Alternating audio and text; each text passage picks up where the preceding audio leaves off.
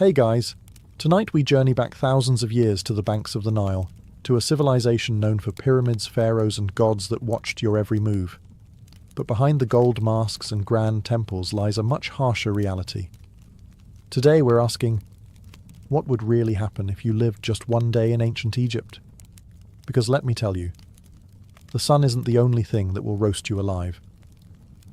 So before you get comfortable, take a moment to like the video and subscribe, but only if you genuinely enjoy what I do here, and let me know in the comments where you're tuning in from and what time it is for you. It's always fascinating to see who's joining us from around the world. Now, dim the lights, maybe turn on a fan for that soft background hum, and let's ease into tonight's journey together. Welcome to ancient Egypt, land of pyramids, gods, and relentless ultraviolet violence. Before you even open your eyes, the sun is already blasting through your reed hut, like it's auditioning for the role of unforgiving sky god. There are no curtains, no shades, and certainly no air conditioning. Just the raw, unforgiving heat of the desert, baking everything, including you, by breakfast. You're lying on a straw mat with a linen sheet that's more suggestion than protection. The Nile breeze you were promised in all those travel documentaries? Yeah, it's gone. Probably died sometime around 2800 BC. By the time you stumble outside, the temperature is already flirting with 90 degrees Fahrenheit, or around 32 Celsius, and it's not even mid-morning. The sun doesn't just shine in ancient Egypt. It attacks. Your linen tunic. Useless. It's like wearing tissue paper in a sauna. And don't even think about sunscreen. There's no aloe vera, no SPF 50, not even a floppy hat with a logo from a beach resort. Ancient Egyptians did have protective oils, but unless you're wealthy or work in a temple, you're not getting any of it. Your best option? Smear yourself with mud or crocodile dung, which apparently might keep you from turning into a human torch. Emphasis on might. By midday, the stones under your feet are hot enough to cook lentils. Shade is a luxury. Trees are rare.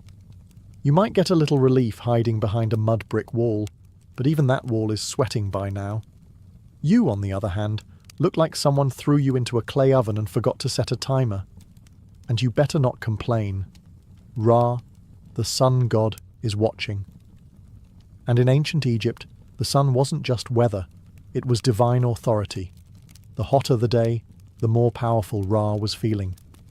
So basically, if you're melting, it's a spiritual compliment. In short, surviving one day in ancient Egypt requires hydration, humility, and an ironclad tolerance for feeling like a roast chicken. And this is just the morning. You're finally out of bed, or rather, off your scratchy straw mat. And the good news is, the Nile is just a short walk away. The bad news? You can already smell it before you see it.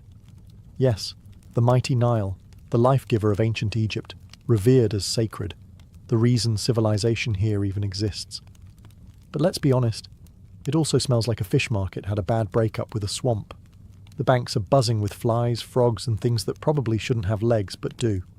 Still, this is where you bathe. Soap hasn't been invented yet, and even if it had, you couldn't afford it. Instead, you lather yourself in the freshest cleansing technology of the day, sand. That's right, exfoliation the Egyptian way. Just rub yourself down with coarse grains and call it skincare. It's like nature's sandpaper, but less effective. Washing clothes, also done in the Nile. And by washing, we mean pounding them against rocks, while praying that a crocodile doesn't mistake your laundry for a tasty midday snack. Oh, and just to make things more fun, let's not forget the occasional sewage runoff from upstream. Remember, people, livestock, and the occasional funeral boat all share this river. And yet, somehow, this is considered clean. You scrub, rinse, and emerge feeling slightly less sticky and only moderately more worried about leeches. If you're a city dweller in Memphis or Thebes, you might be lucky enough to use a public basin or cistern.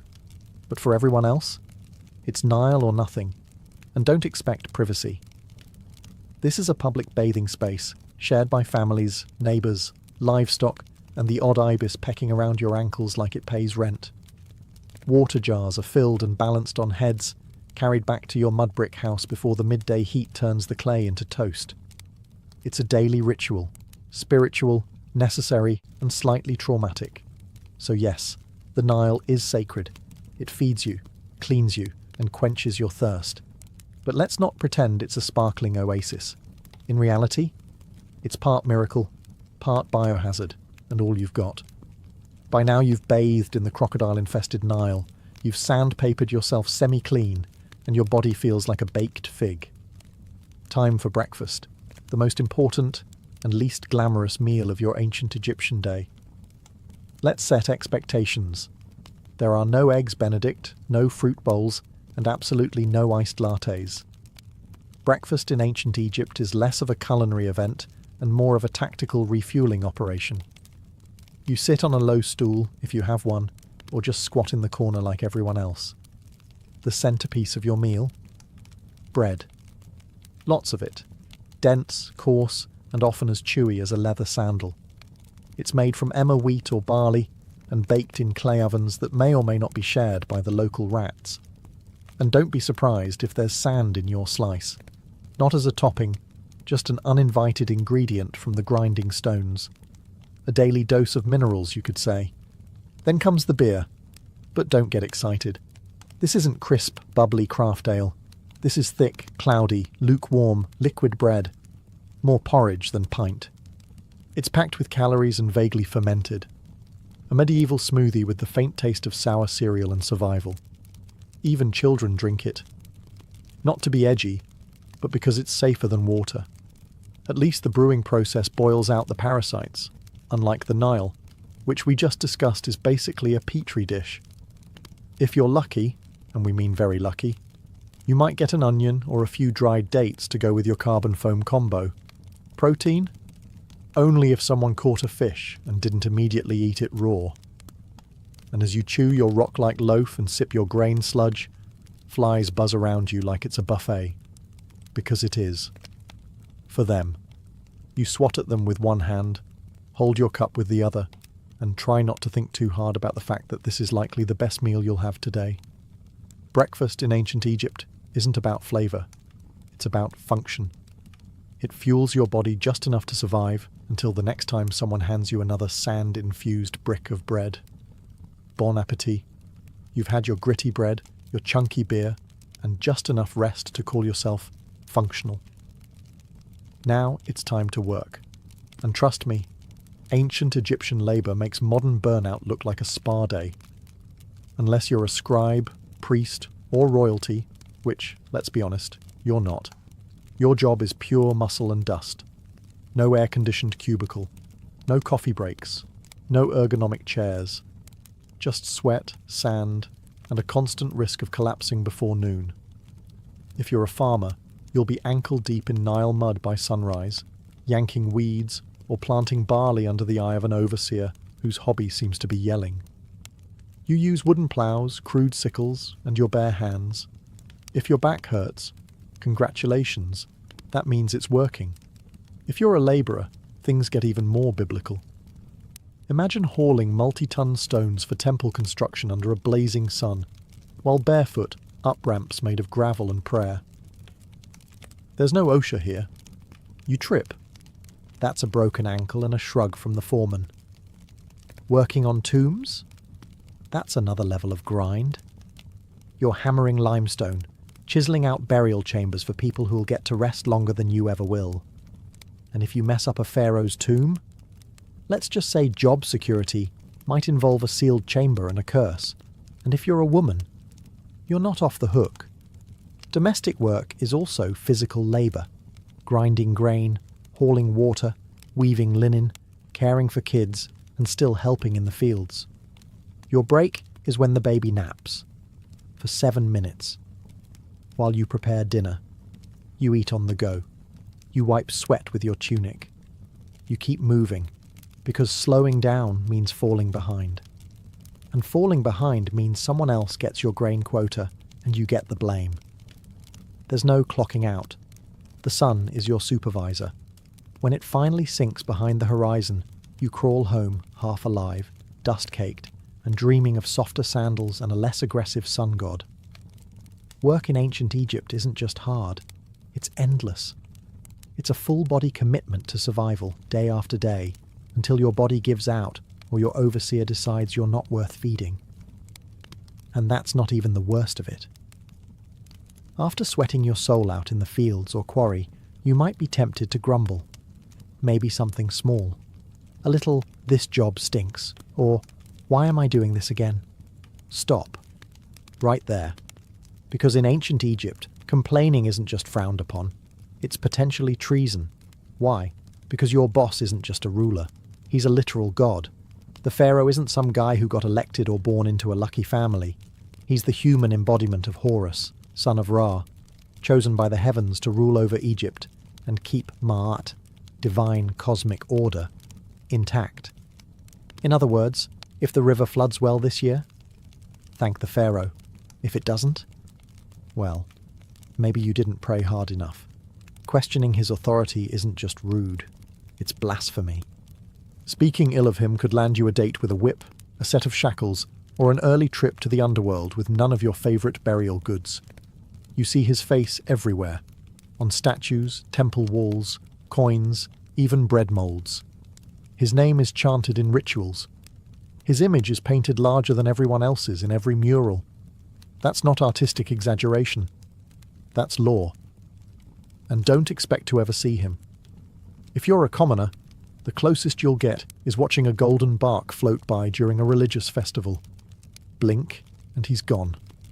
Back to a palace you'll never enter, surrounded by officials, guards, scribes, and enough gold to finance a small civilization. Which, fun fact, he basically does.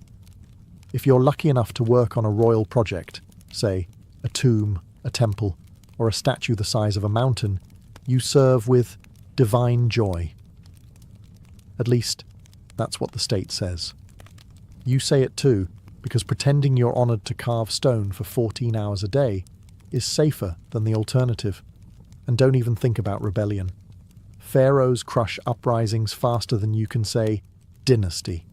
Just ask the last village that tried to withhold taxes. Oh wait, you can't. It no longer exists. So yes, the pharaoh is divine. And you're just lucky to be allowed to sweat in his name. Now get back to work. If you thought surviving under the sun was hard, just wait until you realize that in ancient Egypt, sand is your roommate, co-worker, seasoning, and mortal enemy. It's everywhere. In your clothes, in your bed, in your food. There is no escaping it. You could be working, praying, sleeping, or minding your own business in the market. And suddenly, a gust of hot wind sweeps by and turns your face into a grainy exfoliation experiment you didn't ask for. Let's start with the clothes. You wear linen. It's light, breathable, and about as effective at keeping sand out as a screen door is at holding back soup. It slides down your tunic, clings to your skin, and somehow finds its way into places you didn't know had creases. Eating? Good luck. Every loaf of bread is basically a sand trap. Since flour was ground between stone slabs, little bits of grit made their way into the dough. Egyptians didn't just eat their wheat. They ate their millstones too. It's why ancient dental remains are often worn flat like river rocks. Imagine chewing your breakfast while also filing your molars. Daily. And if you thought your house was a sand-free zone, think again. Your mud brick home has gaps, crevices, and windows with no glass. Perfect portals for wind-blown sand. Your floors are covered. Your cooking pots are full. Your bed is basically a sandpit disguised as furniture. Shoes? Optional at best. Most Egyptians walked barefoot, meaning you're always one step away from turning your feet into battered leather sandals. If you do have footwear, it's usually a basic pair of sandals made from reeds. Fashionable? Perhaps. Protective? Not remotely. Then there are sandstorms. Egypt's version of a slap from the gods. Sudden, swirling, blinding. One moment you're talking to a friend, the next you're spitting dust and feeling like someone dumped an entire beach into your eye sockets. Visibility drops to zero, and everyone around you turns into vaguely coughing silhouettes. In short, sand is the roommate who never leaves, the spice in every meal, and the silent enemy of your eyes, lungs, and dignity. It's not just the backdrop of your life, it's part of your body now. And no, you can't wash it off. You already tried. In the Nile, which is probably full of more sand. In ancient Egypt, religion isn't just a weekend activity. It's the operating system for everything. Your job, your diet, your hygiene routine, your bedtime rituals, all dictated by gods who seem to have very specific opinions. First, understand this. The gods are everywhere. Your town has temples to a dozen different deities, each responsible for some vital function. There's Ra, who pilots the sun across the sky like it's a divine Uber. Thoth, the ibis-headed god of wisdom, is in charge of scribes and moon calendars. Sobek, part crocodile, part nightmare fuel, guards the Nile. And Bastet, the cat goddess, basically runs public relations. Forget personal freedom. Your daily routine revolves around pleasing them. Wake up, thank Ra, spill some beer, apologize to Hathor, stub your toe, curse quietly, or risk attracting a spirit with a grudge. Before meals, you offer a bit of food to the gods. Before bed, you pray that Set, god of chaos, doesn't toss your house into existential disarray overnight. Even funerals are multi-day affairs where the deceased must pass tests, avoid demons, and prove they were morally decent, or risk eternal erasure. Speaking of the afterlife, ancient Egyptians took it very seriously. You don't just die and move on. You must pass a judgment process involving your heart being weighed against a feather of truth. If your heart's heavier, because of lies, cruelty, or maybe stealing someone's goat, you're eaten by Amit, a creature with the head of a crocodile, the body of a lion, and the legs of your worst nightmare. So yes, even in death, you're still on probation. But here's the twist. This complex belief system isn't depressing. It's comforting. Egyptians believed life was part of a cosmic balance, and if you followed the rituals and upheld Ma'at, the principle of truth and order, you had a chance at a peaceful eternity, complete with food, family, and maybe a boat. Of course, the richer you were, the more gods seemed to notice you. Temples were massive, priests were powerful, and peasants? Well, they just hoped the gods were feeling generous that day. Because in ancient Egypt, faith isn't optional. It's your job description, your insurance plan, and your travel itinerary for the next life. So, you've stepped on something sharp, got bit by something weird, or caught something contagious, which in ancient Egypt is basically Tuesday. Time to seek medical care. Just don't expect a waiting room or a sterile environment. You're about to be healed with a combination of spells, herbs, and sheer optimism. First, you'll be taken to a doctor. And to be fair, they were some of the most advanced in the ancient world.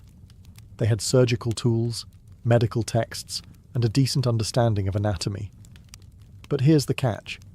Science in ancient Egypt always came with a heavy dose of magic. You're given a poultice made of honey, mouldy bread, and crushed herbs.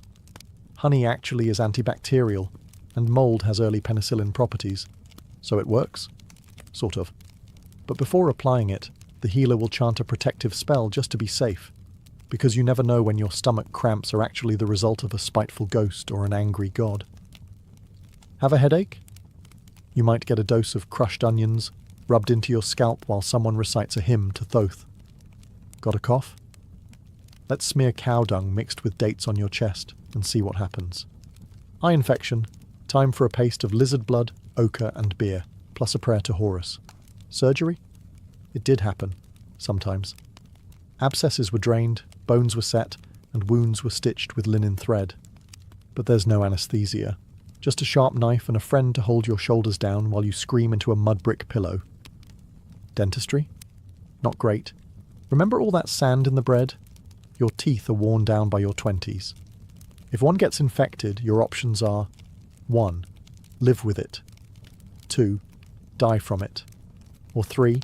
Have it pulled with something resembling pliers made by a blacksmith with low standards. And let's not forget the amulets.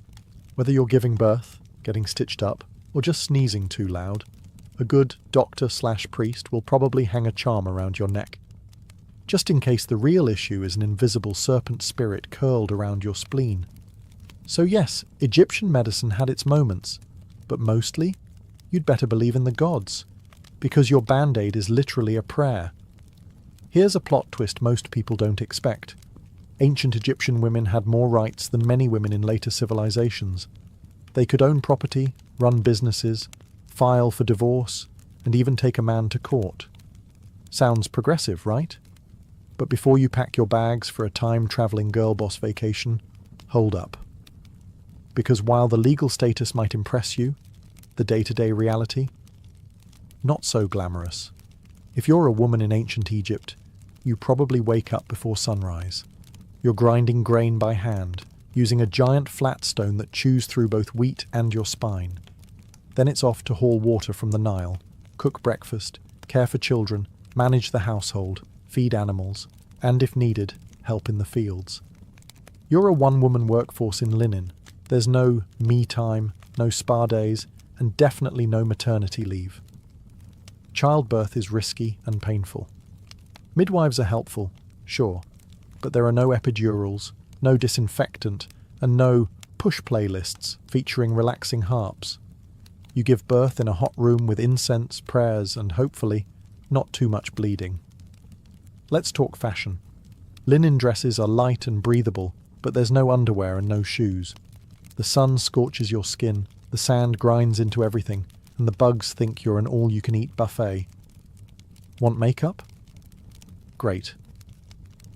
Egyptian women did wear cosmetics, but it's lead-based and applied with sticks that look suspiciously like toothpicks. Now, if you're lucky enough to be born into a wealthy family, things are better. You might read, write, manage estate accounts, or become a priestess. If you're born royal, you could even become pharaoh, like Hatshepsut or Cleopatra, who ruled with brilliance and terrifying eyeliner. But if you're poor, your status may be legal, but your reality is physical. You work, sweat, bend, carry, birth, bury, and pray. You're not chained by law, but by survival. Still, Egyptian women had agency, and that mattered. They could speak in court, keep their inheritance, and didn't become property when they married.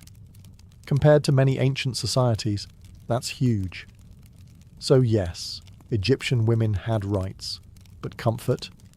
That's reserved for statues and goddesses, not the woman elbow-deep in dough while swatting flies off a toddler. You made it through another grueling day in ancient Egypt. You ate your gritty bread, hauled your buckets, avoided divine wrath, and maybe even dodged a sandstorm. Time to relax, right? Wrong.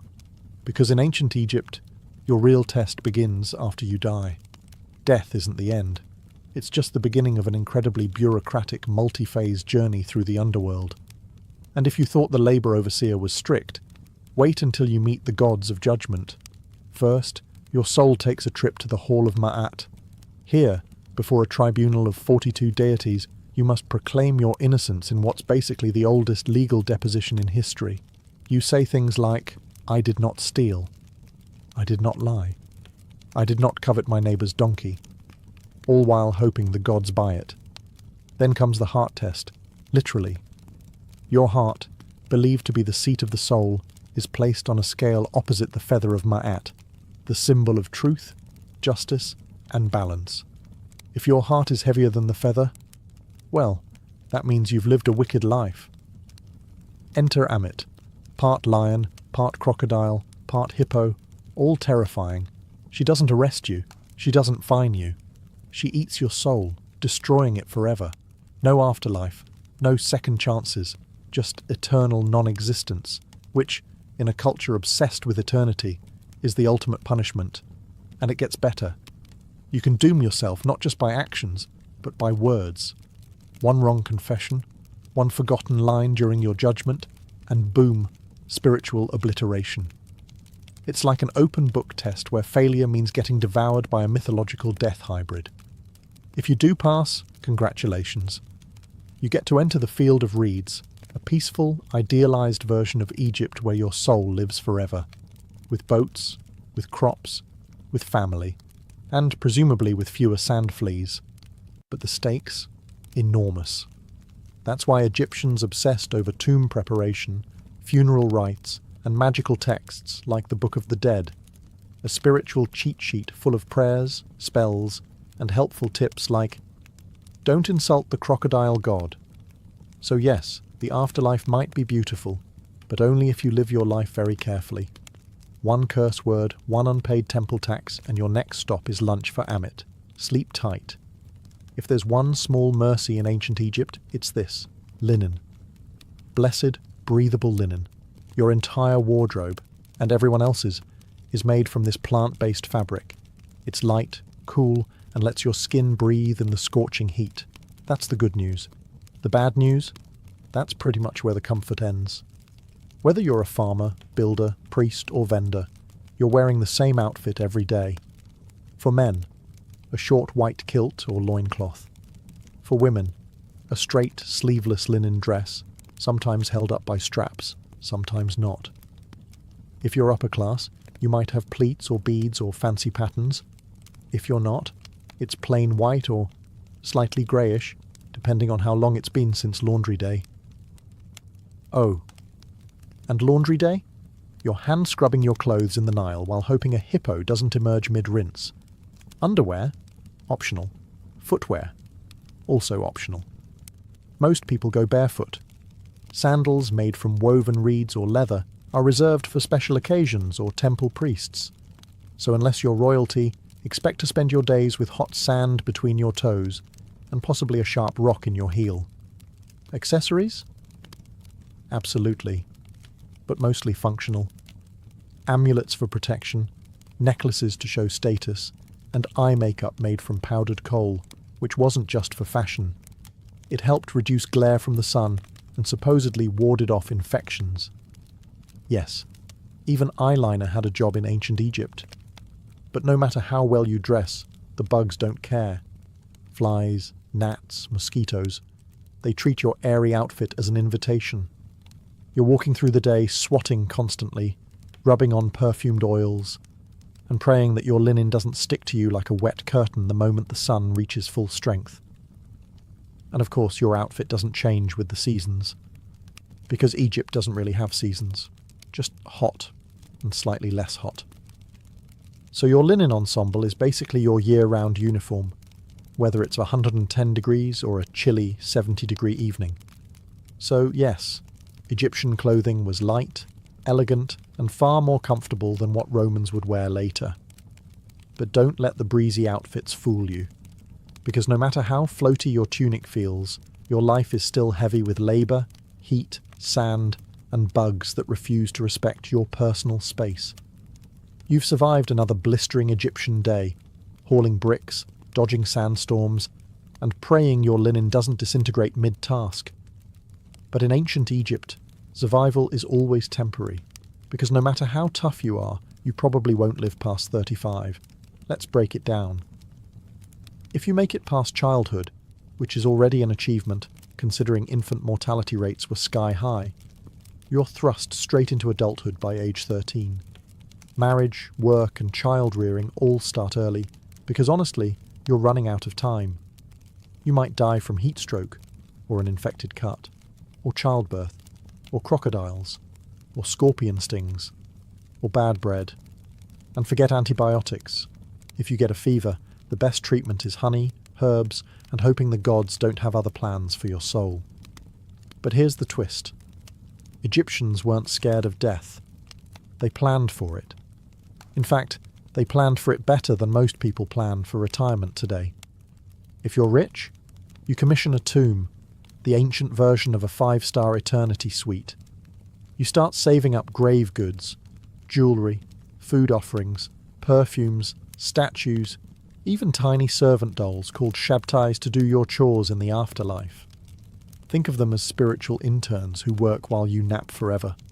Your body is embalmed, wrapped in linen, stuffed with natron, natural salt, and tucked neatly into a painted sarcophagus. You're buried with a copy of the Book of the Dead, which is less about doom and more like a mystical travel guide, complete with passwords for the afterlife, spells to confuse demons, and instructions for not getting eaten by soul-devouring monsters. If you're poor, well, your tomb is likely a shallow pit in the sand. Your body is wrapped in whatever fabric your family can spare, maybe a pot or two placed nearby, and then covered with earth. No murals, no golden mask, just you and the wind. But even the poorest Egyptians held onto the dream of the afterlife, a peaceful, fertile paradise called the Field of Reeds, where you farm without sweat, eat without hunger, and sail the Nile forever under gentle sunlight. So yes, you'll probably die young in ancient Egypt. But if you lived well, prayed right, and didn't insult too many jackal-headed gods, you just might spend eternity in style. You've finally made it to the afterlife. Or at least, into the tomb. You've been embalmed, wrapped, blessed, and buried. Time to rest in peace, right? Well, not exactly. Because in ancient Egypt, even the dead get robbed. Let's start with a simple truth. Tombs are full of expensive stuff. Gold amulets, jewellery, perfumed oils, carved statues, chests full of linens, and, for pharaohs, literal boatloads of treasure. All intended to be taken into the afterlife. But treasure in a tomb is basically an open invitation for someone with a chisel and bad intentions. Tomb robbery was so common that it became a full-time problem. Pharaohs tried to fight it by hiding their tombs deep in cliffs, locking them behind trapdoors, and scrawling terrifying curses on the walls. Things like, "May a crocodile devour your soul," or "May your limbs be twisted forever by a serpent made of fire." Spoiler, the curses didn't work.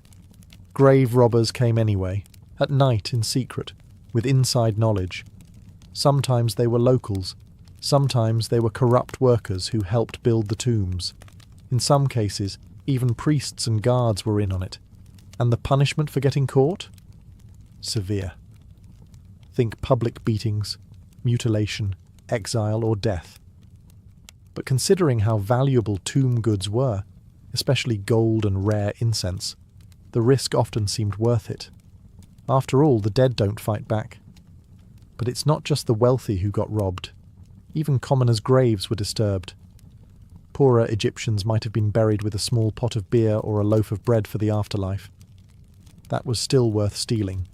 Food was scarce, tools were valuable, and linen was currency. The irony? Tomb robbing wasn't just about greed. Sometimes it was about survival. Egypt went through famines, political collapse, and invasions. A hungry worker might break into a tomb not for treasure, but for food. And when your children are starving, a few funeral offerings look less like sacred objects and more like dinner. So in ancient Egypt, you're not safe just because you're dead. Your tomb can be looted, your name erased, and your mummy unwrapped by some desperate soul with a pickaxe and poor moral judgment. Rest in peace, only if no one knows where you're buried. We've all seen them, those majestic, mysterious carvings on the walls of temples and tombs. Birds, eyes, snakes, lotus flowers, men walking sideways like they're on a fashion runway. Ancient Egyptian hieroglyphs, visually stunning and insanely difficult to learn. Sure, they look cool, but try reading them. Hieroglyphs weren't just decorative art. They were a full-blown writing system with over 700 characters, and growing. Some symbols represent entire words, others are sounds, and many are determinatives, which clarify meaning. Because, writing the word star with an actual star symbol might be too straightforward. And don't expect spaces or punctuation. Ancient Egyptian writing was basically one long, beautiful riddle, with artistic flair, 0 vowels, and a deep need for context. Oh, and it can be written left to right to left, or top to bottom, depending on what the scribe felt like that day. The trick? Look at which way the birds or people are facing. That's your reading direction. If they're facing right, read right. Facing left, read left. And if they're upside down, good luck. Learning to write hieroglyphs wasn't for commoners. Literacy was rare. Maybe 1% of the population could actually read and write. If you wanted in, you had to become a scribe, which meant years of intense education, starting as a child.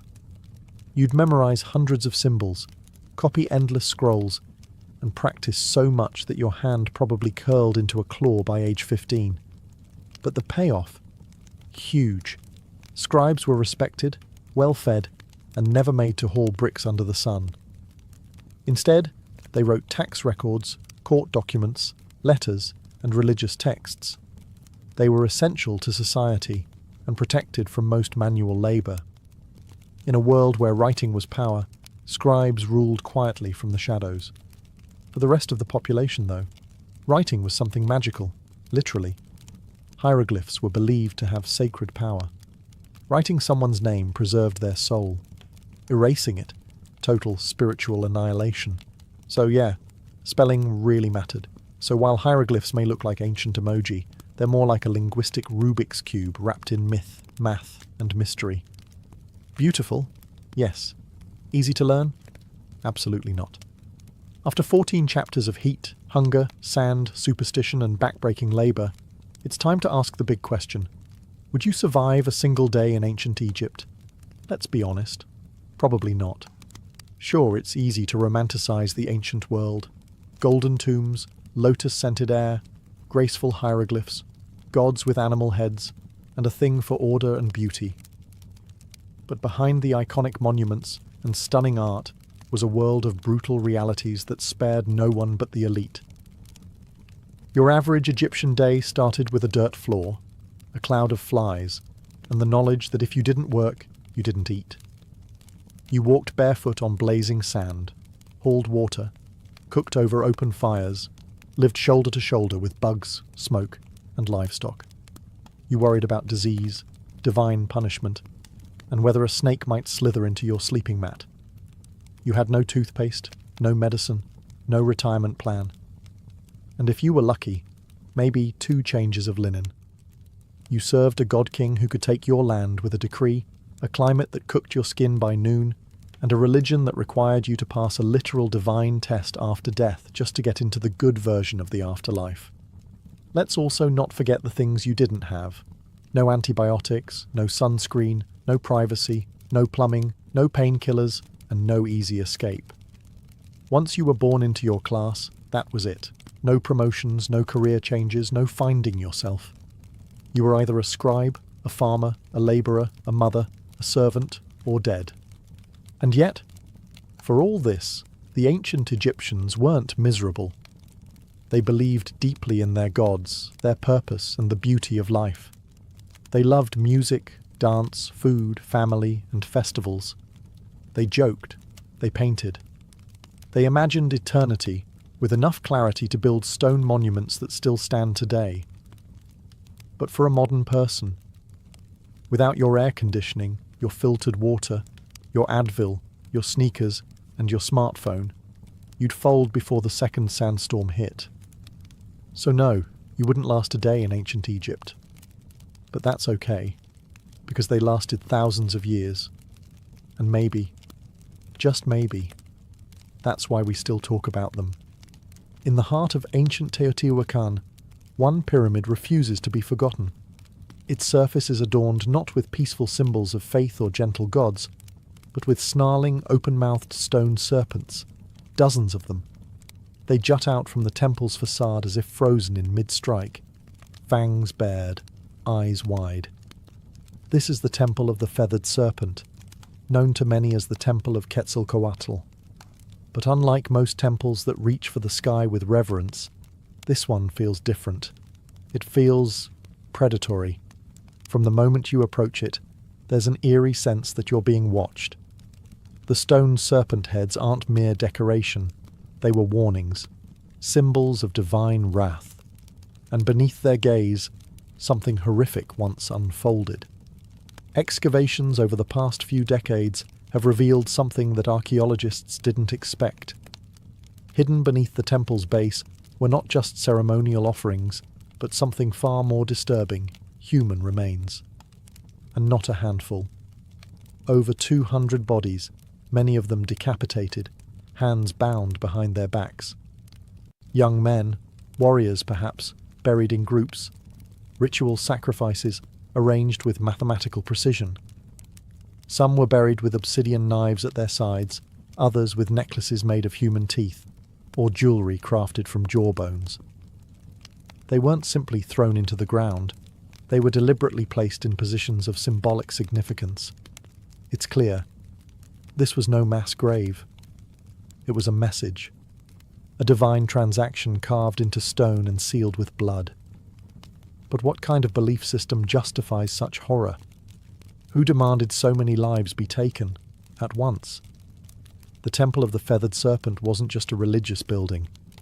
It was a theatre of power, a place where rulers fused cosmology, warfare, and fear to maintain control over a city of more than 100,000 souls. And this ritual bloodletting may have been the cost of keeping the cosmos in balance. As you stand before this temple today, gazing at those stone serpents, you're not just looking at art or architecture. You're looking into the eyes of a civilization that believed the gods needed blood, and that they had every right to deliver it. But who were these people? Who commanded such violence and vanished without a trace? The answer lies in the shadows of Teotihuacan. Before the mighty Aztec Empire, before the Maya carved their cosmic calendar into stone, there stood a city unlike any other in the ancient Americas, Teotihuacan. Its name, given by the later Aztecs, means the place where gods were born. And when you walk its immense avenue of the dead, flanked by pyramids that scrape the heavens, you start to understand why. At its height, around 100 to 250 CE, Teotihuacan was a sprawling metropolis of over 100,000 people, making it one of the largest cities in the world at the time, rivaling ancient Rome, Alexandria, and Chang'an in size and influence. It was a city meticulously planned. Wide boulevards, gridded streets, apartment compounds housing extended families, multi-story structures made from volcanic stone. And at the center of it all, 3 massive pyramids. The Pyramid of the Moon, the Pyramid of the Sun, and the Temple of the Feathered Serpent. But here's what makes Teotihuacan different. No one knows who built it. Seriously. To this day, we don't know the name of the people who constructed this place. We don't even know what they called themselves. There are no written records, no kings' names carved into stone. Teotihuacan seems to have been a society ruled not by a single monarch, but perhaps by a council, a theocracy, or something altogether foreign to our understanding of ancient power. And despite this anonymity, their influence was colossal. Evidence of Teotihuacan's power has been found hundreds of miles away, from the Maya cities of Tikal and Copan to the distant Zapotec capital of Monte Alban. Obsidian blades, ceramic styles, murals, and even political meddling. In one case, Teotihuacan emissaries may have helped overthrow a local Maya king to install a ruler more favourable to their interests. But how did they maintain such a vast network? How did a city with no known writing system command such authority across Mesoamerica? The answer may lie in how they combined cosmic ideology with statecraft. Their temples were more than places of worship. They were tools of control, aligning perfectly with astronomical events, serving as theatres of ritual sacrifice, and reminding every citizen and every visitor that Teotihuacan was no ordinary city. It was the axis of the world, a sacred engine that kept time, fate, and blood flowing in sync. And at the heart of it all stood the Temple of the Feathered Serpent. To understand the temple, you must first understand the deity it was dedicated to, the Feathered Serpent. Known later by the Aztecs as Quetzalcoatl and to the Maya as Kukulkan, this figure is one of the most enigmatic gods in all of Mesoamerican mythology. But in Teotihuacan, centuries before the Aztecs rose to power, the Feathered Serpent was already a central, possibly supreme, divine force. But here's the paradox. What kind of god is both a serpent and a bird? Think about that. Serpents slither through the underworld. They shed their skin, symbolizing rebirth, duality, and death. Birds soar high in the sky, closer to the sun, representing freedom, divinity, and life-giving wind. To combine these two, earthbound and sky-dwelling, death and life, chaos and order, was to create something entirely cosmic, something terrifyingly powerful. The feathered serpent wasn't just a god, he was a bridge between worlds. On the facade of the temple, carved in deep relief, we see dozens of his images: goggle eyes, bared teeth, plumed headdresses. Some historians believe these represent the god himself. Others suggest they're warriors or priestly figures, adorned in divine regalia to signal their authority. Either way, they are everywhere. The temple is covered in these snake-bird hybrids, as if the structure itself breathes with divine presence. But the feathered serpent wasn't just a god of the heavens. He was intimately tied to sacrifice. Blood was the fuel that kept the cosmos in motion, and Quetzalcoatl, though later remembered as a gentle, civilizing deity, had a much darker role in Teotihuacan. He demanded offerings, and not just of maize or incense, but of life itself. In some myths, he descended into the underworld to retrieve the bones of the dead and create humankind. But to bring life from death, there had to be a trade. The gods sacrificed themselves for humanity, and humans, in return, were expected to do the same. The Temple of the Feathered Serpent wasn't just a monument to faith. It was a cosmic engine, designed to link the sky, the earth, and the underworld through ritual. Every stone, every serpent head, every buried victim fed into that system. Teotihuacan didn't just worship the feathered serpent, they embodied his logic, paradox, power, and blood. And the most disturbing truths were hidden beneath the surface. For centuries, the Temple of the Feathered Serpent stood silently, a weathered, imposing structure half swallowed by time. Locals whispered legends, scholars made guesses, but no one could have imagined what was buried beneath its layered stones until archaeologists broke through in the late 1980s and early 2000s. What they found wasn't just unexpected, it was unsettling.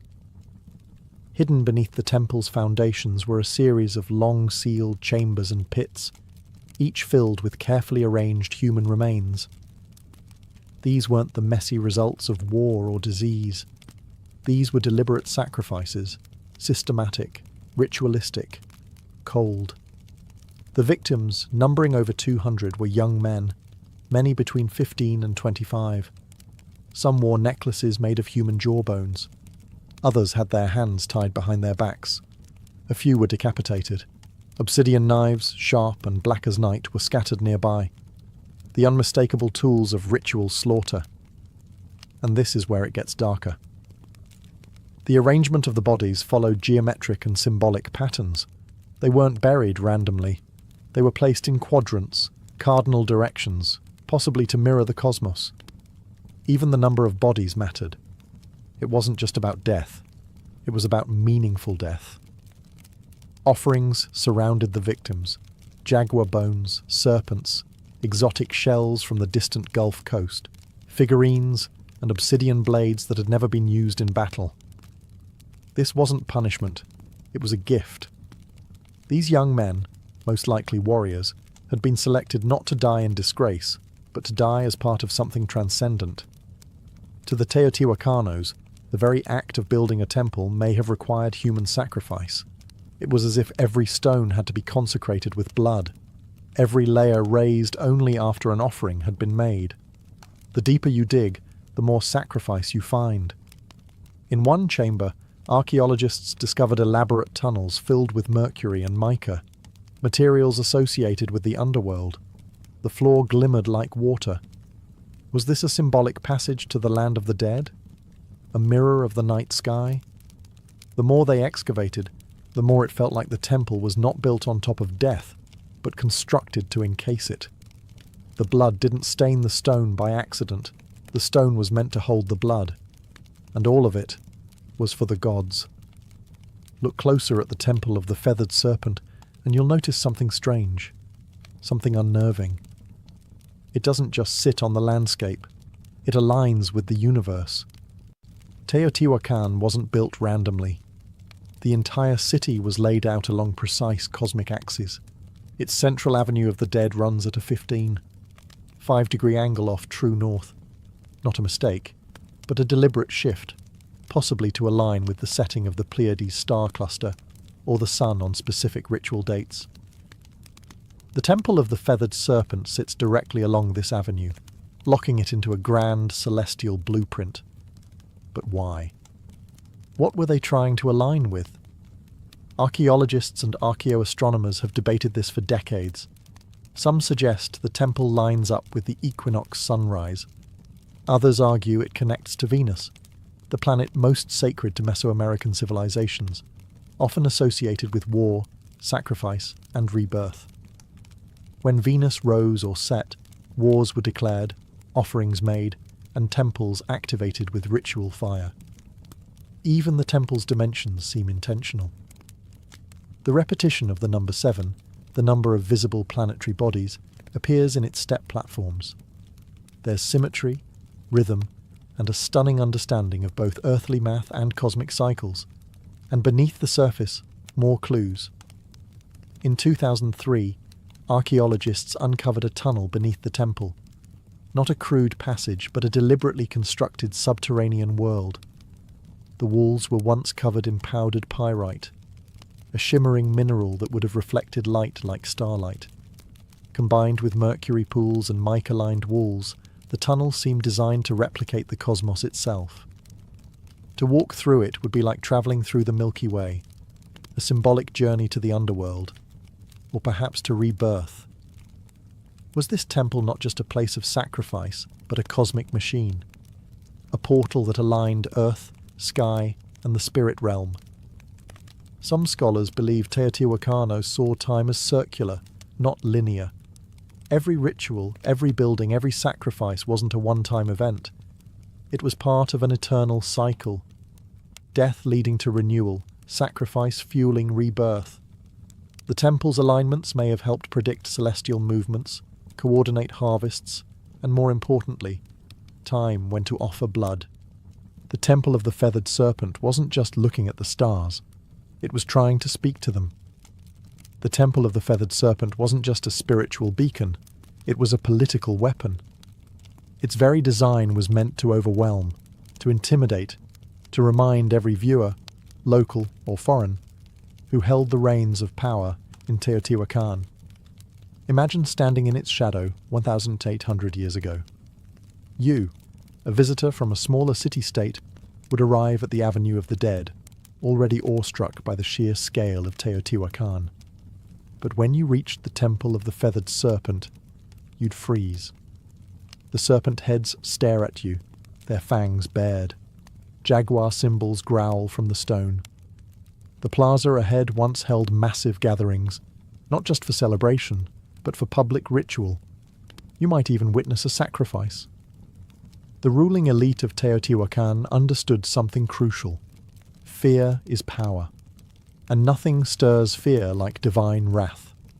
By orchestrating ritual executions in broad daylight, surrounded by cosmic symbols and death imagery, they sent a clear message.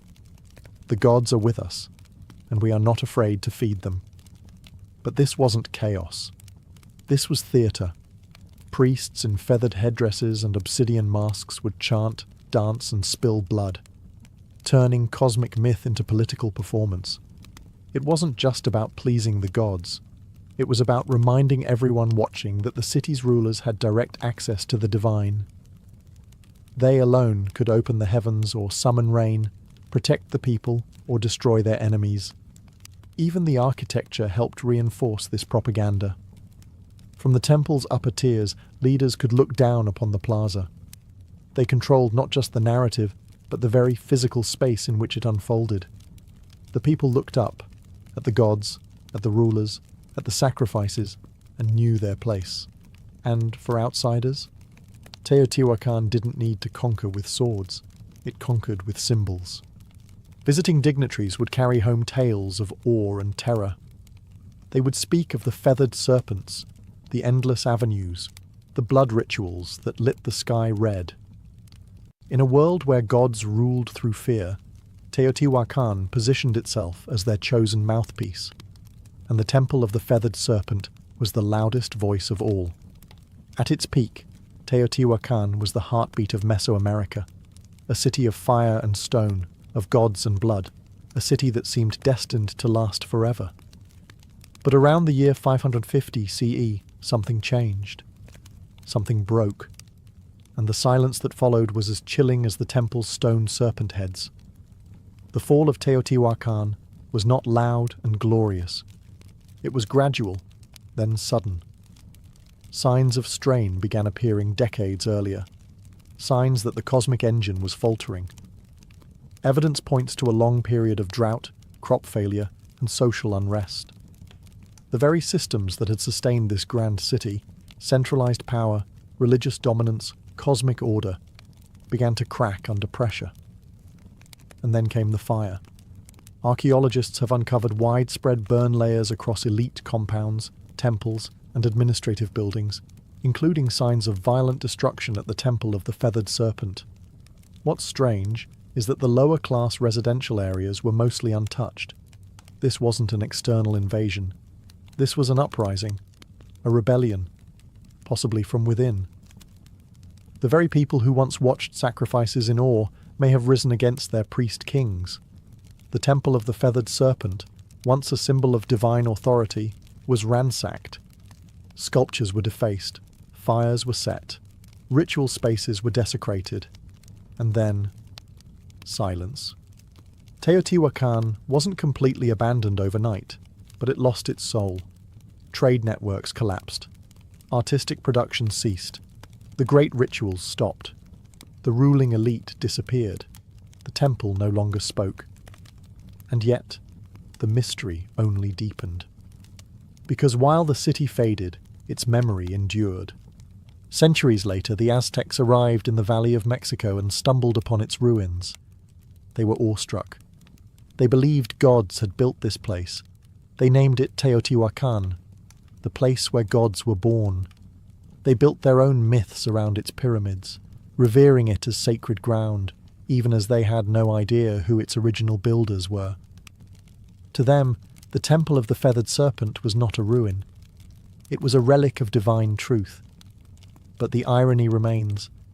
The most powerful city of its time, built on cosmic order and blood, vanished without a written word, without a final record, leaving behind only stone and questions. The gods, it seemed, had gone quiet. For over 1,000 years, the Temple of the Feathered Serpent lay buried beneath layers of dust, volcanic ash, and silence. Locals avoided it. Farmers tilled around it, and the world forgot it. Until the modern age of archaeology arrived and cracked open the secrets buried within its heart. In the early 20th century, Mexican archaeologists began excavating Teotihuacan. What they found was astonishing, a perfectly engineered city far older than the Aztecs. But it wasn't until the 1980s and 2000s that the temple itself began to yield its most intimate and most chilling revelations. One of the most dramatic discoveries came in 2011, when researchers uncovered a sealed tunnel beneath the Temple of the Feathered Serpent. It had been deliberately closed off nearly 1,800 years earlier, as if to prevent anyone from entering ever again. After years of excavation, scientists unearthed a cosmic corridor, a symbolic underworld lined with pyrite to mimic a starlit sky, pools of liquid mercury, and thousands of ritual objects. Jade statues, rubber balls, obsidian blades, and even carved wooden masks. It felt less like a tomb, and more like a message. Why would the ancient builders go to such lengths? What were they trying to preserve, or hide? Some experts believe the tunnel was used in initiation rituals. Others suggest it symbolized the creation of the world, a mythological womb where gods were born, where kings were made, where divine order was negotiated between humans and the cosmos. The mercury, once thought to be only toxic, may have represented water, or the fluid veil between worlds. And among all these glittering fragments was one persistent whisper. The feathered serpent still lingered, not just as a myth, but as a presence, in murals, in carvings, in the geometry of the temple itself. The serpent hadn't disappeared. It had coiled inward, deep into the bones of the city, waiting to be rediscovered. And with each excavation, each uncovered jawbone or golden ornament, we draw a little closer to its message. One carved not in language, but in stone, sacrifice, and shadow. Modern science has given us X-rays, drones, and ground-penetrating radar. But even with all our tools, one truth remains. The temple still keeps secrets. Today, the Temple of the Feathered Serpent stands as a haunting monument, not just to a civilization long gone, but to a way of thinking that merged power, cosmos, and death into one unbreakable system. Tourists snap photos. Children run past the stone serpent heads, but the ground beneath their feet is soaked in 1,000 untold stories and over 200 known human sacrifices. And still, the temple endures. Its legacy is not just architectural, it's psychological, spiritual, cultural. The feathered serpent, this paradoxical god of sky and earth, continued to evolve. He would be adopted by the Toltecs, then reborn by the Aztecs as Quetzalcoatl, where his myth took on a gentler tone, the bringer of knowledge, the god who wept for humanity, the one who vowed to return. This reimagining of the serpent god shows how myths don't die. They transform. Even in modern Mexico, echoes of the feathered serpent persist, in art, in murals, in literature, and in national identity. The temple's image has appeared on coins, stamps, and even government buildings. It has become a symbol of mystery, of pre-Columbian brilliance, and of the untamed spiritual world that once pulsed through Mesoamerica. But there's another legacy, one less visible, more uncomfortable. The Temple of the Feathered Serpent forces us to confront the price of belief. It asks hard questions. How far will humans go to feel connected to the divine? What happens when power and religion become indistinguishable? Can beauty coexist with terror? In many ways, the temple isn't just a historical site. It's a mirror, a reflection of us, our fascination with life after death, our hunger for meaning, our capacity to build monuments of staggering beauty and to stain them with blood. The temple teaches us that greatness comes with shadows, that civilizations can soar to impossible heights while burying their secrets beneath the stones. And maybe that's why we keep returning, not just to visit, but to understand. Because deep down, we know the serpent is still watching, not to strike, but to remind. Reminders of what we once were, and what we still might be. Before we spoke in words, we spoke in rhythm. Tens of thousands of years ago, long before the invention of writing, even before the birth of language itself, early humans began to create something that could only be described as sound with intention. Not speech, not melody, but rhythm. A hand slapping hollow bark, a stick tapping a stone, a foot stomping earth in time. Somewhere in that ancient repetition, something magical emerged, the first drumbeat. It wasn't called music, it wasn't called anything, but it felt like something, like communication, like movement, like emotion taking form. Anthropologists have uncovered evidence of primitive percussion instruments dating back over 30,000 years. These were likely made from natural materials, tree trunks, hollowed-out gourds, stretched animal hides. Nothing fancy, nothing preserved. But these rudimentary drums were not toys or idle distractions. They served real purposes, to warn, to summon, to connect. Imagine a tribe scattered across a dense forest. One beat from a distant drum, and others knew danger is coming. Or a celebration has begun, or the gods are listening. The earliest drums weren't just tools, they were extensions of the human body. A heartbeat externalized, a pulse that could be felt across a valley. Drumming wasn't something you watched or listened to. It was something you participated in together, around fires, under stars, in caves where echoes made the air itself vibrate.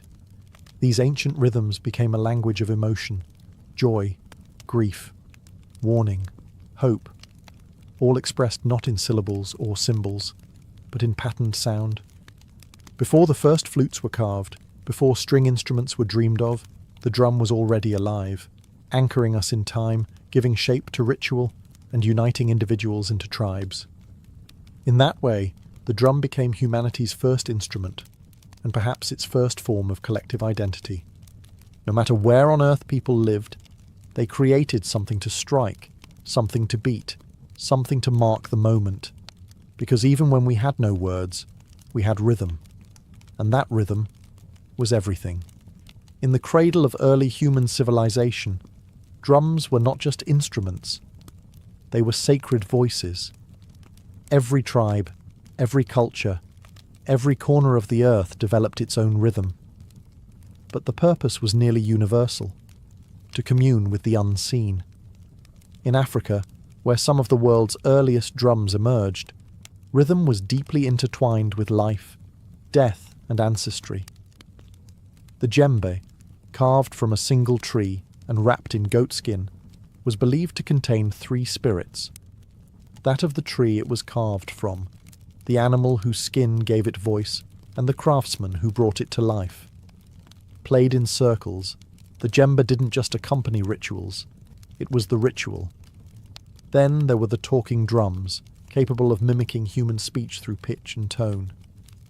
In West Africa, these drums carried messages across miles, relaying news, warnings, births, and deaths from one village to the next.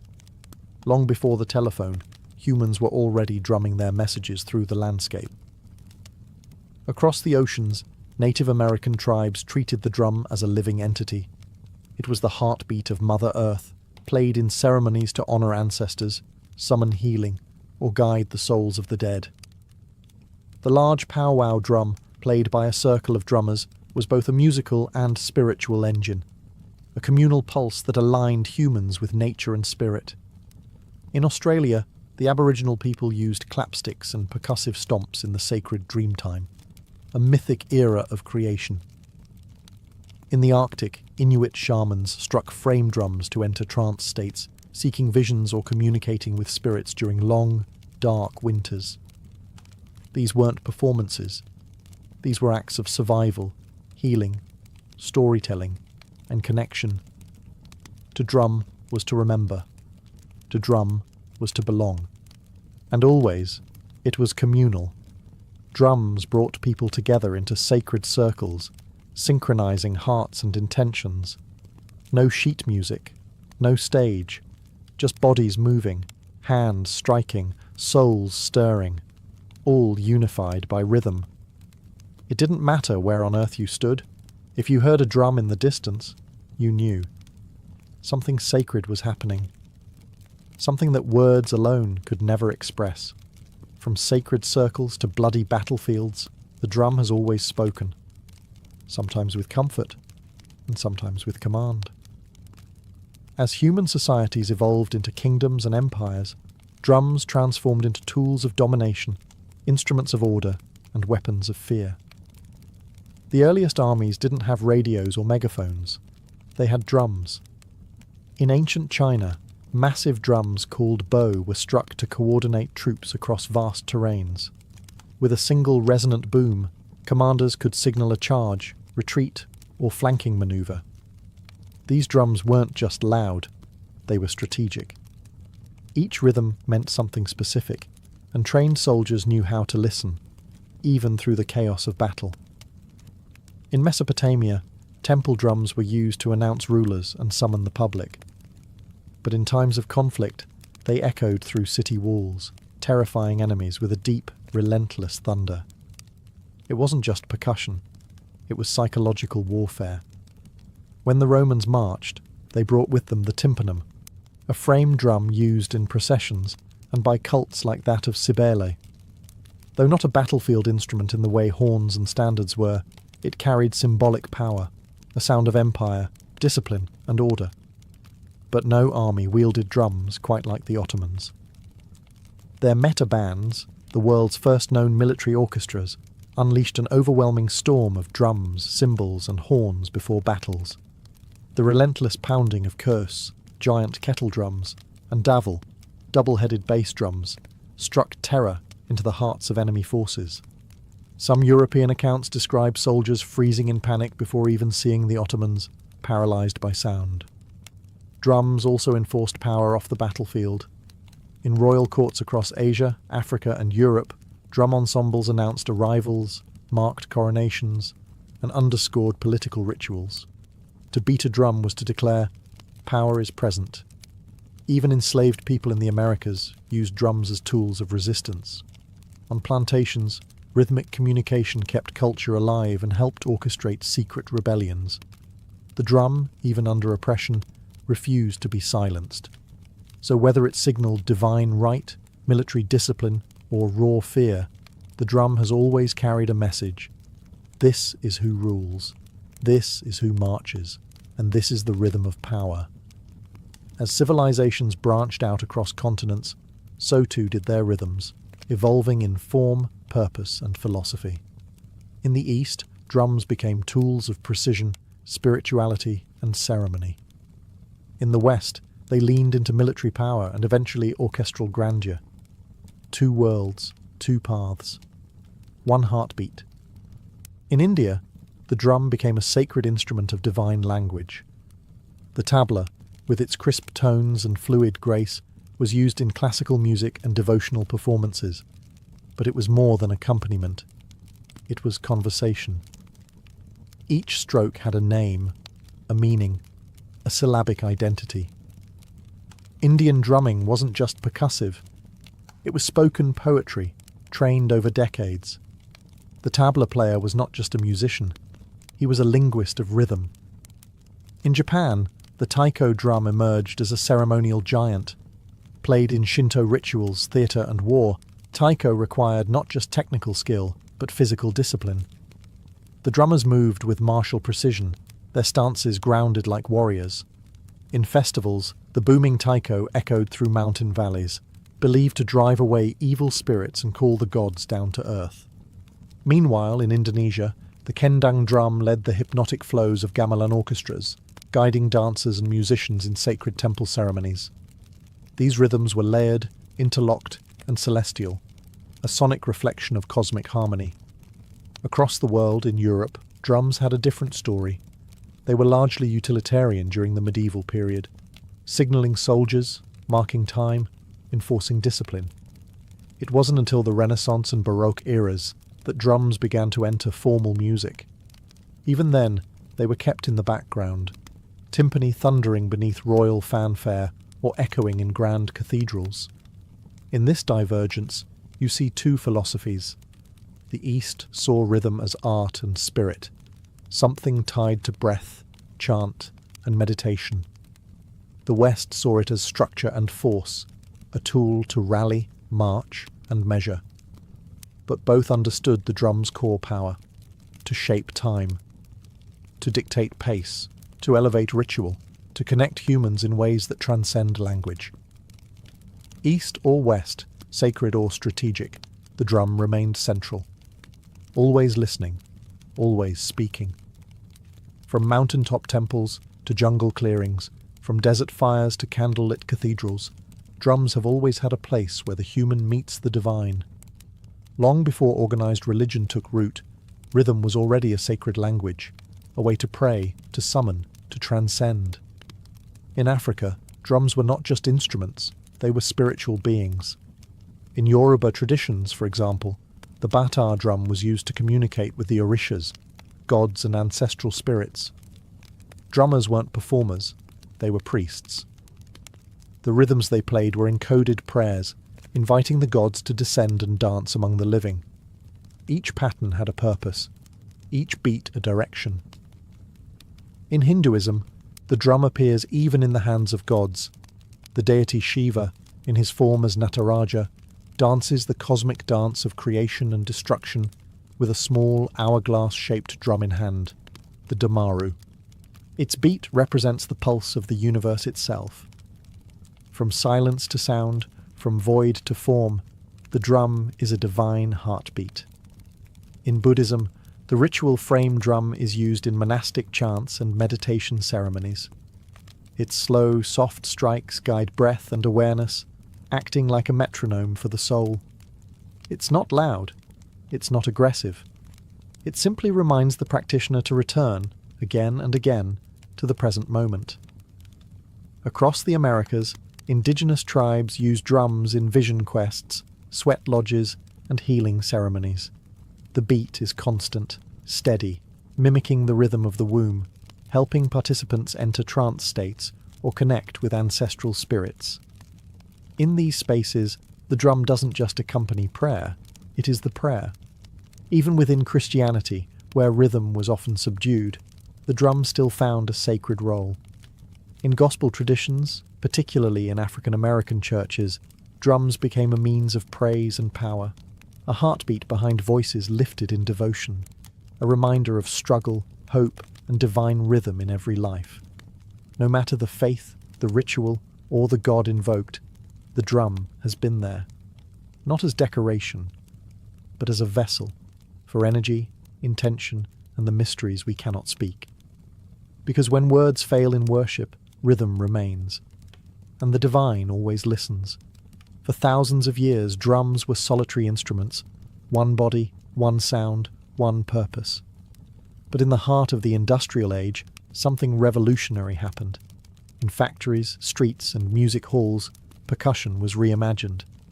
And by the early 20th century, multiple drums were no longer scattered across a stage. They were united, forming something entirely new, the drum kit. It was born out of necessity.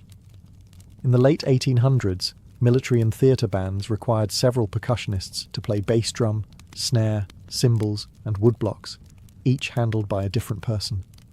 But space was tight, and budgets were tighter. So drummers began to combine instruments into a single playable setup. By 1909, the first bass drum pedal was patented. A drummer could now strike a massive drum with one foot, freeing their hands to do more. The idea caught fire. Over the next few decades, drummers added hi-hats, toms, cowbells, and ride cymbals, creating a setup that could mimic an entire percussion section, all from one seat. What emerged was more than a tool. It was a drummer's throne. And then came jazz. In smoky clubs and underground dance halls of New Orleans and Chicago, the drum kit exploded into life. Jazz drummers didn't just keep time, they played the kit like a voice, with syncopation, swing, and sensitivity. Legends like Gene Krupa and Buddy Rich turned the drum set into a lead instrument. Rhythm became storytelling. As jazz evolved into rock, the drum kit grew louder, heavier, more powerful. The 1960s and 70s saw kits expand with multiple toms, splash cymbals, and double bass pedals. Drummers like John Bonham, Neil Peart, and Keith Moon pushed the limits of stamina and creativity. The drummer wasn't in the background anymore. He, or she, was the engine. Today, the drum kit is a global staple, from gospel churches to EDM stages, from punk garages to world tours. And even as digital kits and drum machines rise, the physicality of a live drum kit, the sticks, the skins, the sweat, remains irreplaceable. It's a symbol of modern rhythm, a fusion of centuries, where tradition meets innovation, and where one drummer can speak with 10 voices at once. The world beats in thousands of dialects, and so do its drums. From continent to continent, culture to culture, the drum has taken countless forms, each carrying a distinct identity, sound, and purpose. These aren't just instruments. They're cultural signatures, crafted from local materials, shaped by local hands, and steeped in the rhythms of everyday life. In West Africa, the djembe remains a heartbeat of community gatherings. It speaks in sharp slaps and deep bass tones, designed for storytelling and spontaneous conversation. Next to it, the dundun provides the foundational pulse, a rhythmic anchor around which others can dance. In Africa, a drum ensemble isn't just music. It's a conversation between spirits, ancestors, and the living. In the Middle East, the darbuka, a goblet-shaped drum made from clay or metal, delivers crisp, fast-paced rhythms essential to belly dancing and classical Arabic music. Its voice is sharp and articulate, demanding precision from its player and movement from its listeners. Across the Caribbean and Latin America, drums tell a different story, one born from resilience and fusion. The conga, bongo, and timbales reflect the blend of African, indigenous, and Spanish influences. In Cuba, the sacred bata drums are used in Santeria rituals, each drum speaking a divine language tied to the orishas. In Brazil, the thunder of surdo and cuica drive samba parades through the streets, infusing joy into protest, prayer, and carnival. In India, the mridangam and tabla dominate South and North Indian classical music, respectively.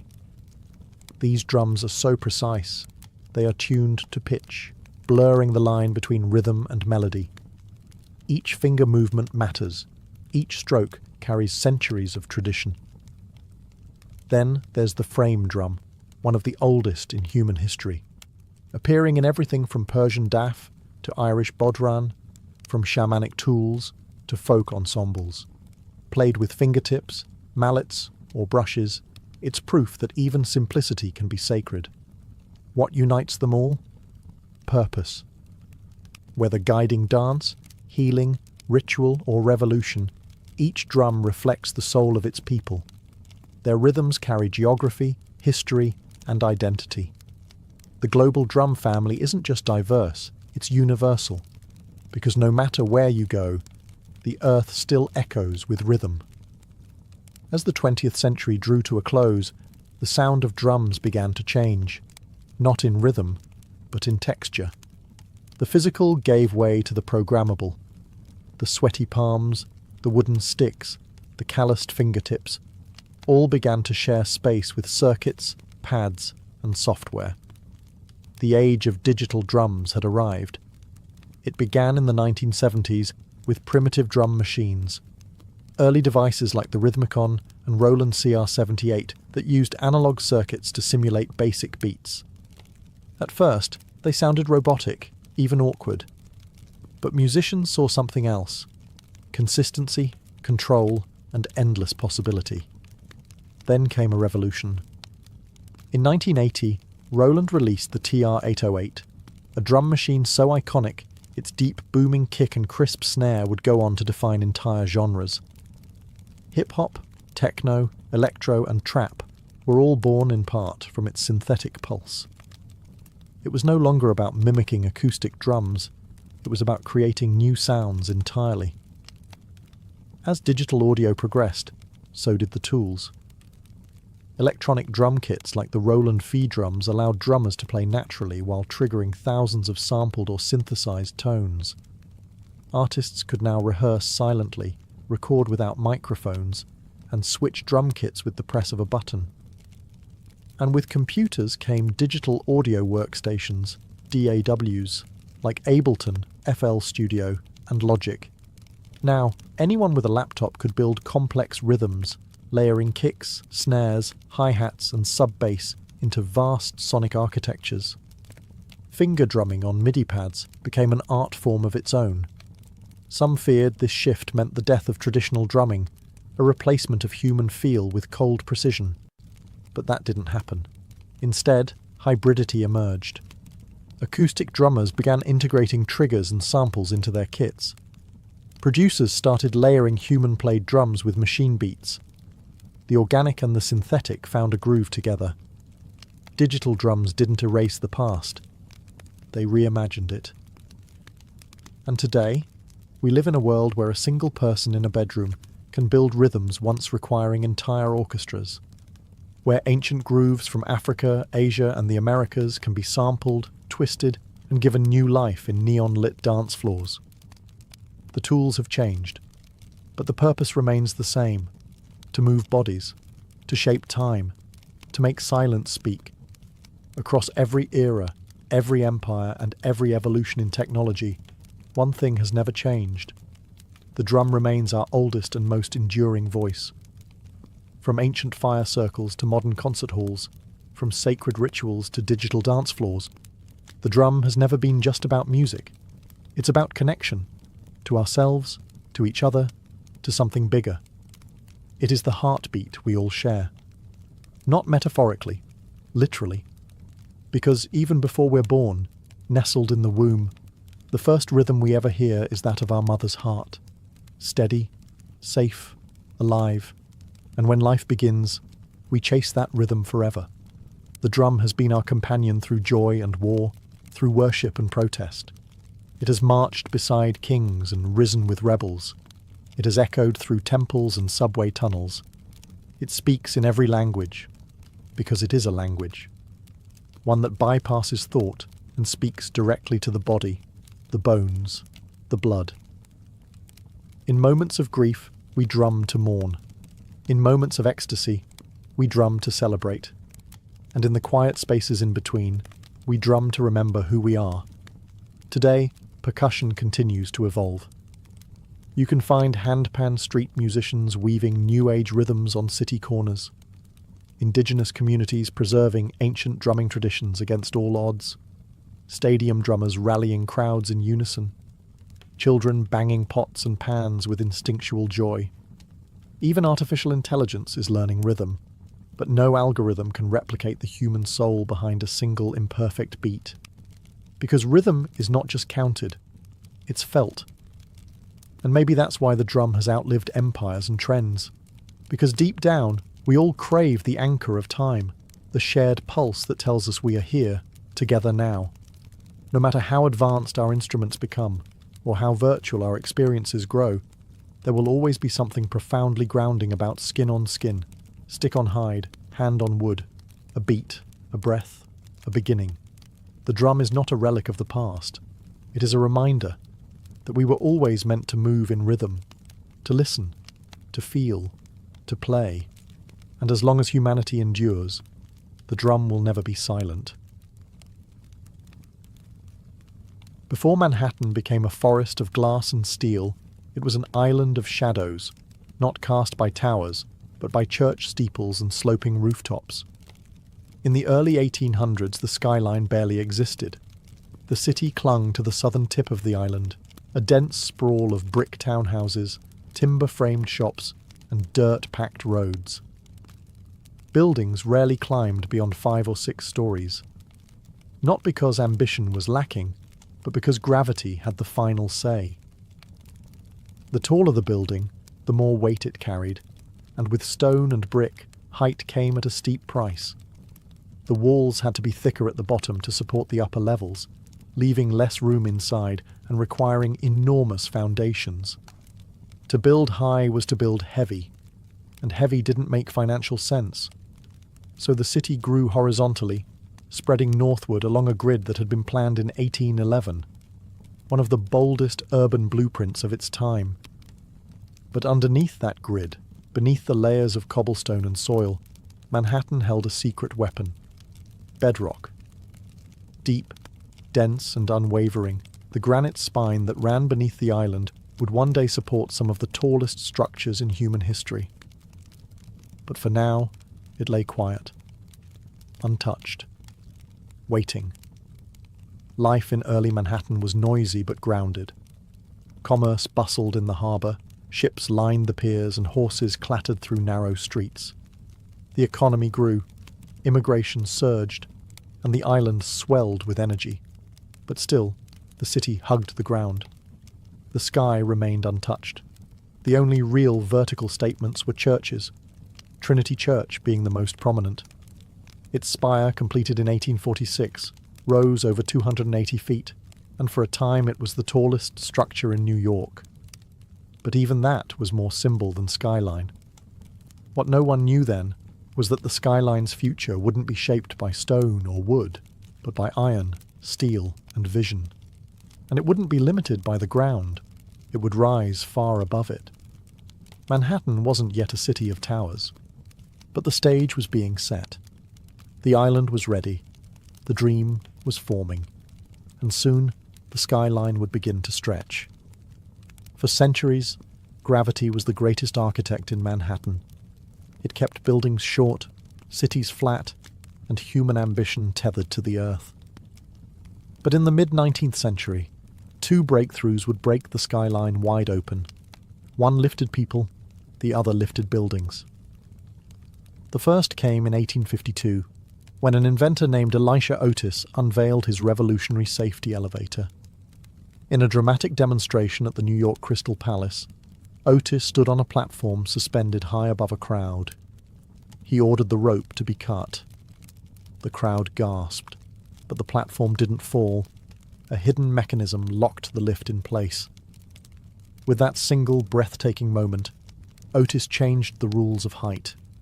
Until then, the top floors of buildings were the cheapest. No one wanted to climb stairs. But once elevators became safe and practical, those upper floors became premium space, offering light, air, and status. The vertical city suddenly made economic sense. But being able to move people upward wasn't enough.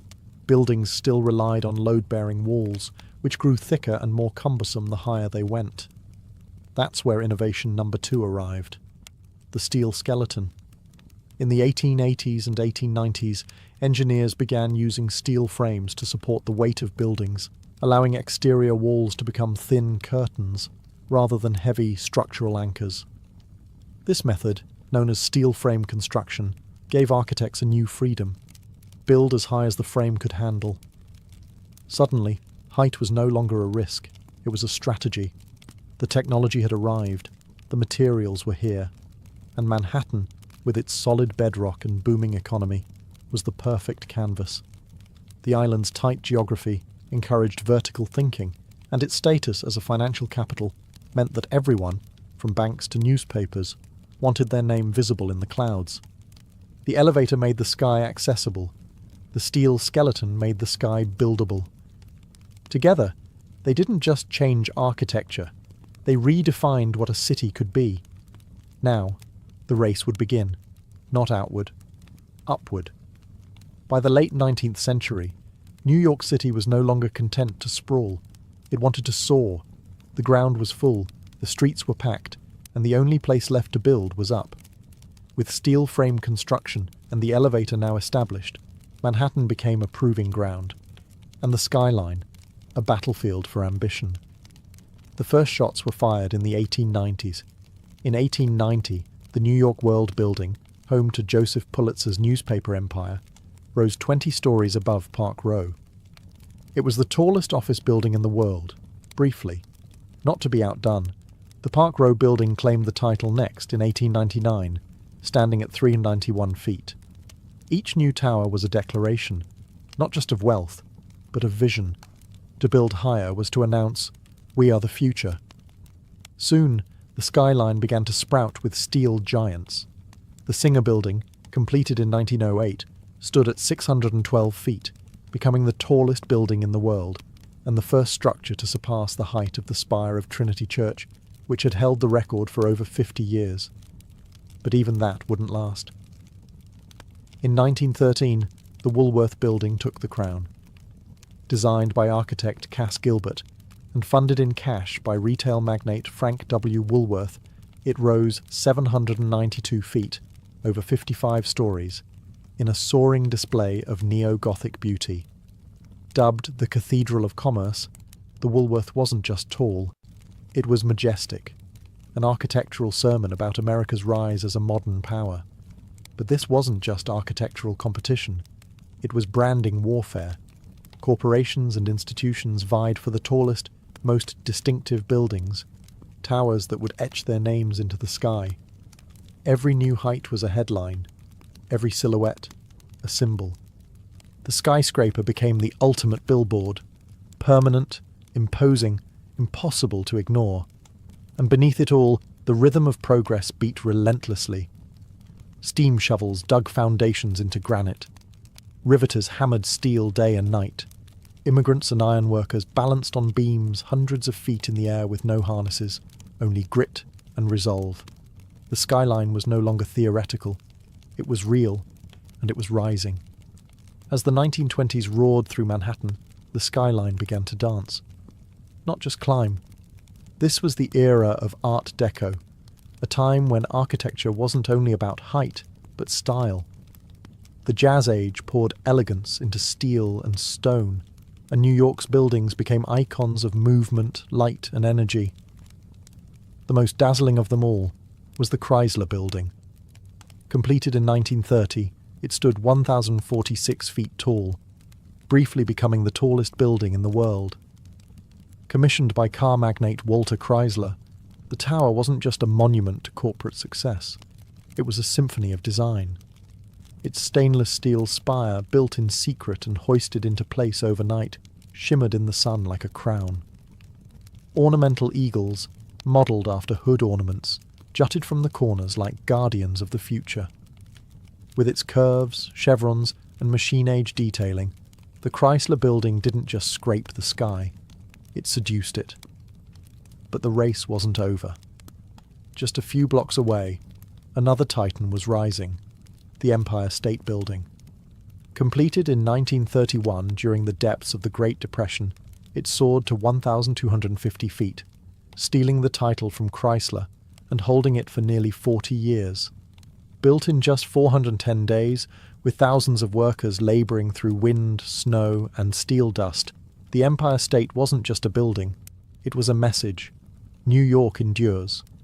While much of the country struggled, Manhattan pushed upward, and its buildings mirrored the era's dual identity, elegant but aggressive, optimistic yet competitive. The Art Deco style captured the contradictions of the time, geometric but graceful, modern but steeped in myth. Towers weren't just functional, they were sculpted, glowing at night like beacons of possibility. And yet, beneath all that glitter, there was purpose. These skyscrapers were built by barons and moguls who wanted more than profit. They wanted legacy. A permanent place in the skyline, and in history. By the end of the 1930s, Manhattan's silhouette had taken shape. The city was no longer just a capital of finance. It was a cathedral of ambition, a skyline that didn't whisper progress, it shouted it. After World War II, Manhattan's skyline entered a new phase, one less ornamental, more corporate. The elegance of Art Deco gave way to glass, steel, and straight lines. America was now a global superpower, and New York was the front office of that empire. The skyline adapted accordingly, not with decorative spires, but with monuments of efficiency. In 1952, the United Nations headquarters rose on the East River, a bold, boxy glass tower flanked by low marble wings. It marked a shift in tone, global, diplomatic, futuristic. It wasn't just a building, it was an architectural statement about international order in the atomic age, and it set the tone for what would follow. Next came the Lever House in 1952, and the Seagram Building in 1958, both defining examples of the international style. These towers, with their curtain walls of reflective glass and steel frames, were minimalist by design, free of decoration, stripped of sentiment.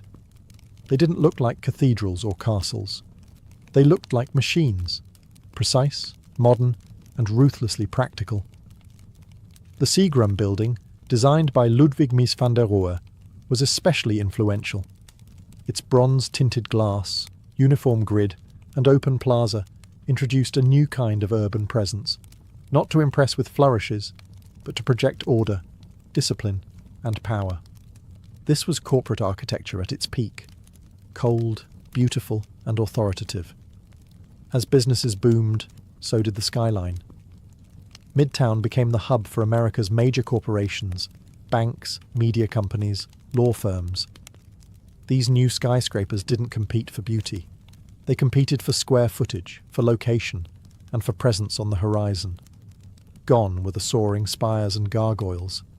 In their place stood mirrored monoliths, anonymous giants that reflected not just the clouds, but the ambitions of Wall Street. And yet, in their silence and simplicity, these towers spoke volumes. They told the story of a country obsessed with growth, precision, and modernity.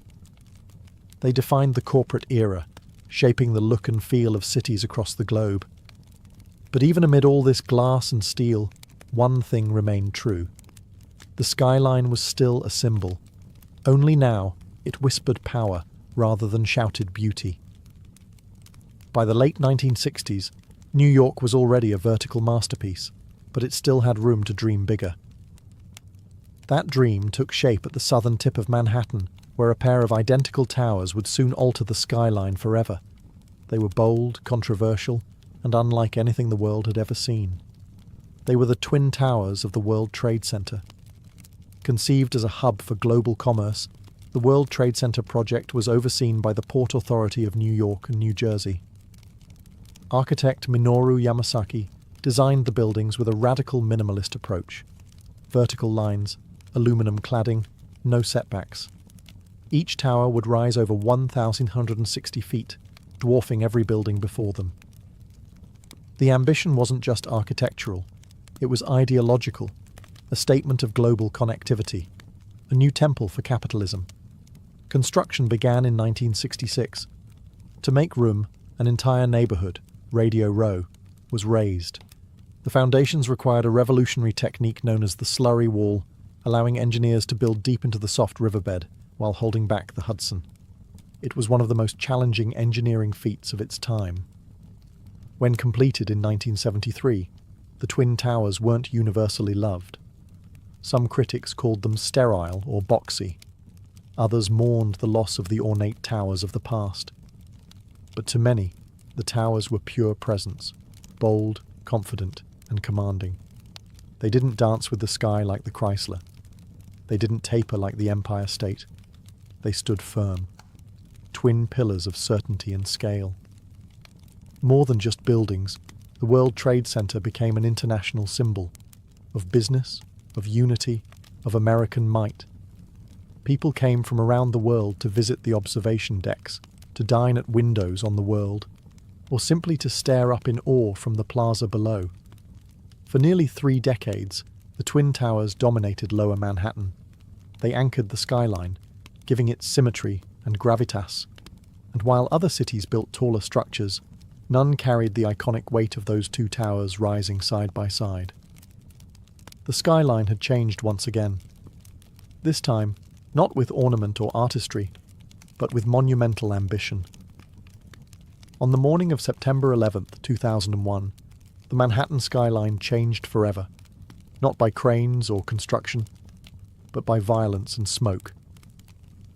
In less than 2 hours, the Twin Towers of the World Trade Center collapsed into dust, fire, and twisted steel. Thousands of lives were lost, and the 2 pillars that had once defined Lower Manhattan were gone. The attack wasn't just an assault on people or buildings. It was an assault on symbols, on what those towers stood for: commerce, modernity, freedom, ambition. For decades, the Twin Towers had defined the southern end of the island.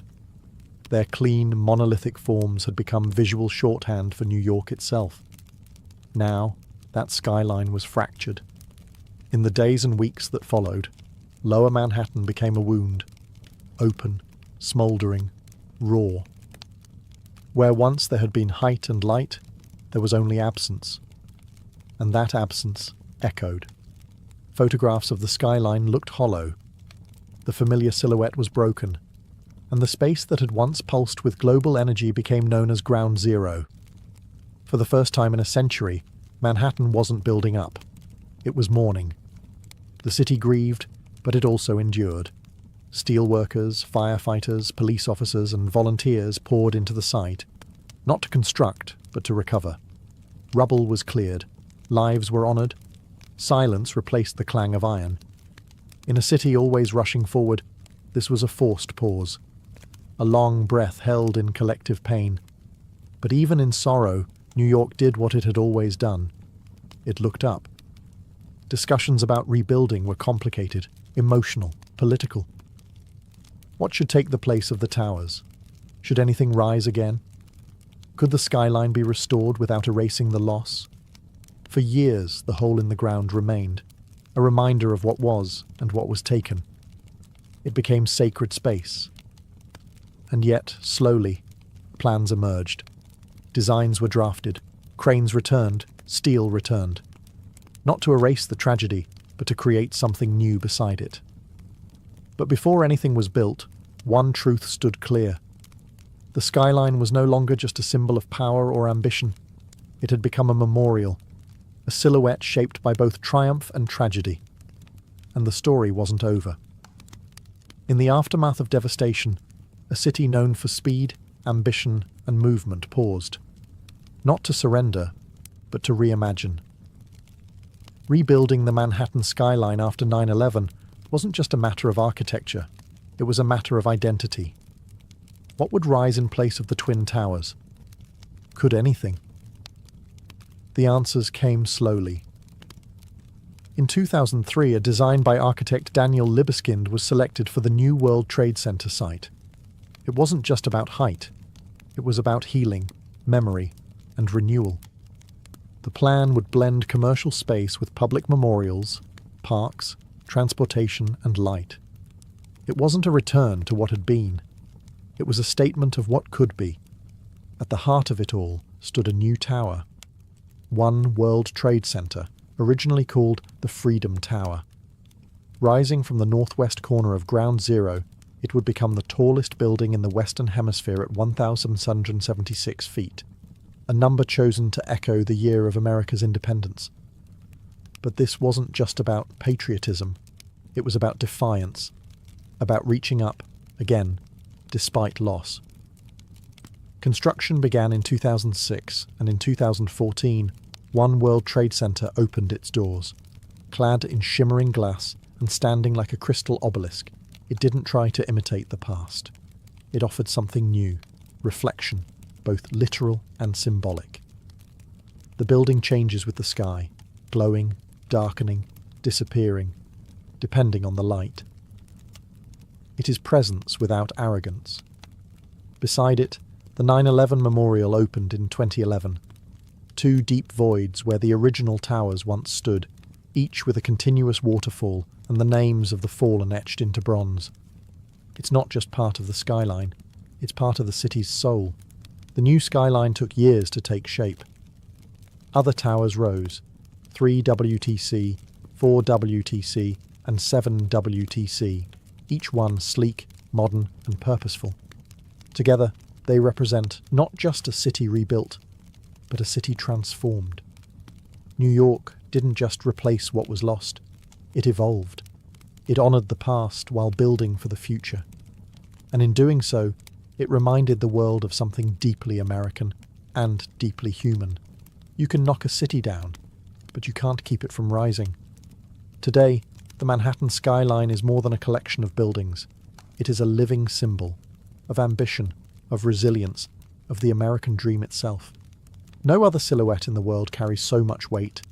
It's etched into pop culture, history, and memory. You can draw it with 5 lines, and people will recognize it instantly. It tells a story of bold engineers and fearless ironworkers, of architects who imagined spires that pierced clouds, and of immigrants who crossed oceans to help build them. It speaks of risk, reward, and reinvention, the constant churn of New York itself.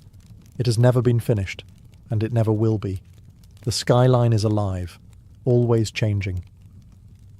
In recent years, it's stretched even higher, but not in lower Manhattan. This time, the vertical race moved uptown.